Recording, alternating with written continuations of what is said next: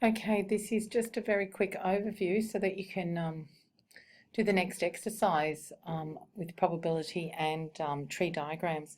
So when using the product rule to find the probability of successive events occurring, sometimes there's more than one possible result. For example, for multi-stage events, often it's much better to draw a probability tree. Now, if you're asked the question, the probability of A or B occurring, then you work out the probability of A and add it on to the probability of B.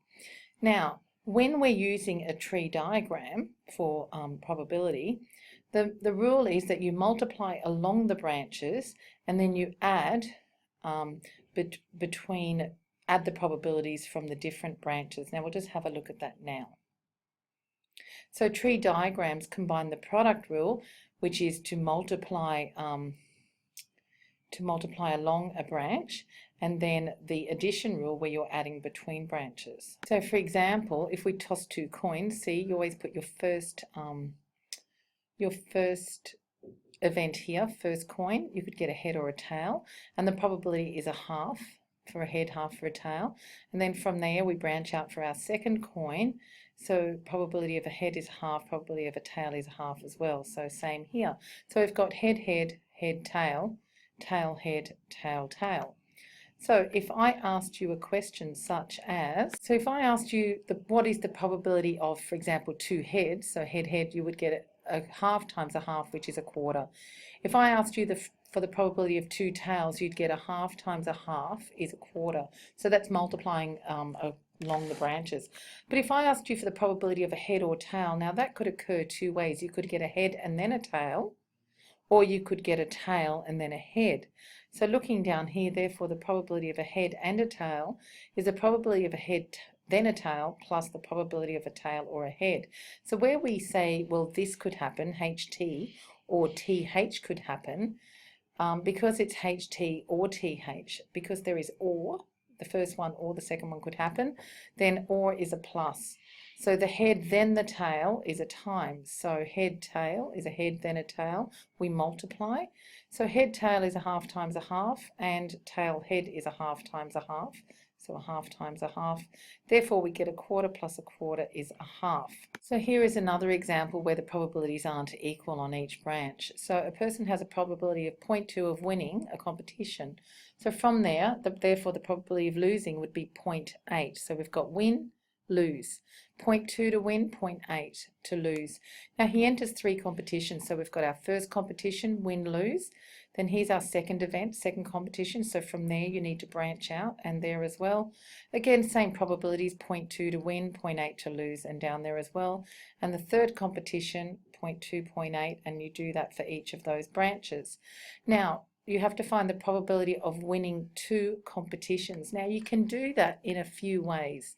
You can get a win, win, lose, so that's one of them. So we've got win, win, lose down here. You can go win, lose, win, so that's that one there. So because you can do win, win, lose, or win, lose, win, so it's or, so it's plus, or you could go lose, win, win, which is down this one. So it's the first one or the second one or the third one. With or it's plus, but you always multiply along the branches. So therefore we've got win, win, lose, that's 0.2 times 0.2 times 0.8. Win, lose, win, 0.2 times 0.8 times 0.2. And lose, win, win is 0.8 times 0.2 times 0.2. Now you could have just done that it was the first one times 3 because you're multiplying identical values every time, and you get 0.096. Now the probability of winning at least one means that you could win one, you could win two, or you could win three. Now that's this first one here. Well, this is winning two, this is winning two, this is winning one. Basically, it's all of them except for losing all of them. So to win at least one means the probability of one minus losing all of them. So therefore, it's 1 minus the probability of lose, lose, lose. So 1 minus 0.8 times 0.8 times 0.8, which is 1 minus 0.512, which is 0.488. Okay, now for the third example, a bag contains 3 red, 4 white and 7 blue marbles. That gives us a total of 14.